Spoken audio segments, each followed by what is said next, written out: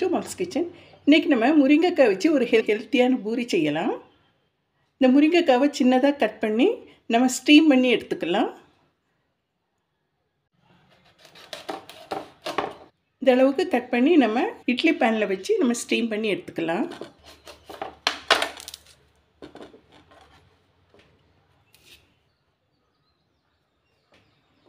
Steam பண்ணி எடுத்துக்கலாம்.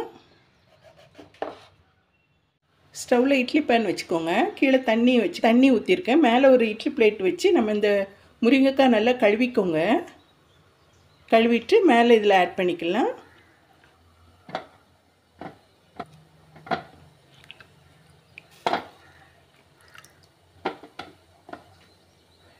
இதை மூடி வச்சுருங்க. ஒரு கண்டிப்பாக 10 மினிட்ஸ்க்கு இது நல்லா குக் ஆகி வரும். அதுக்கு நமக்கு வேக வைக்கிறதுக்கு 10 மினிட்ஸ் கொடுங்க. இப்போ நமக்கு நல்லா வெந்து வந்திருக்கு பாருங்கள்.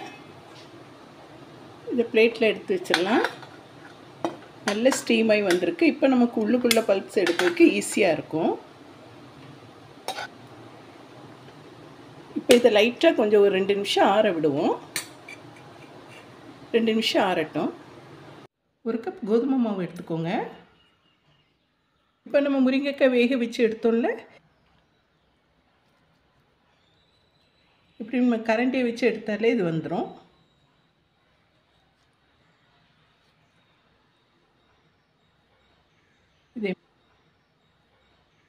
இதே மாதிரி எடுத்துருங்க எல்லாத்துலேயும்.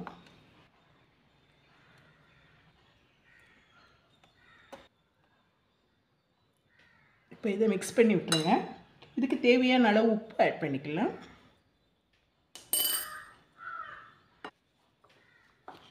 தண்ணி தெளித்து ஆட் பண்ணிக்கலாம். பூரி மாவு மாதிரி பிசைஞ்சு வச்சுக்கோங்க.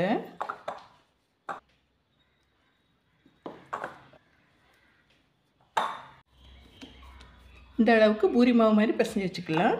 கொஞ்சம் டஸ்ட் பண்ணி விட்டுக்கோங்க.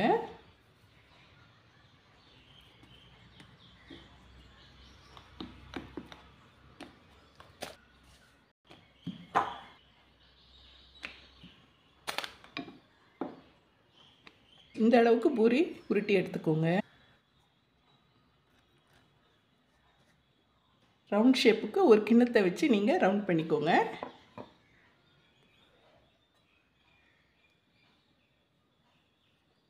இந்த அளவுக்கு பூரி உருட்டி வச்சுக்கோங்க.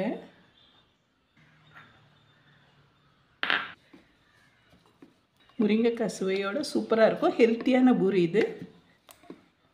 ட்ரை பண்ணி பாருங்கள். இது குக் வித் கோமாளியில் நம்ம பிரியங்கா பண்ண பூரி இது. பிரியங்காவோட ரெசிபி.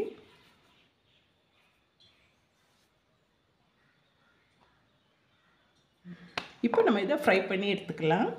பொரிக்கிறதுக்கு பேனில் எண்ணெய் வச்சுக்கோங்க. இப்போ இதை ஆட் பண்ணிக்கலாம்.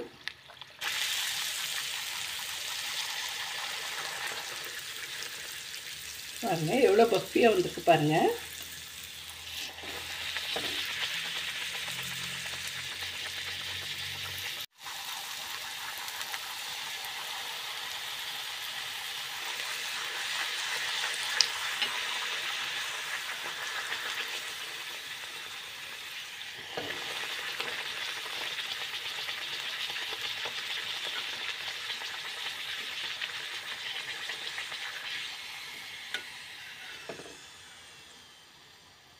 ஹெல்த்தியான முருங்கைக்காய் பூரி உங்களுக்கு பிடிச்சிருந்தா மால்ஸ் கிச்சனுக்கு லைக் பண்ணுங்கள், ஷேர் பண்ணுங்கள், சப்ஸ்கிரைப் பண்ணுங்கள் ஃப்ரெண்ட்ஸ்.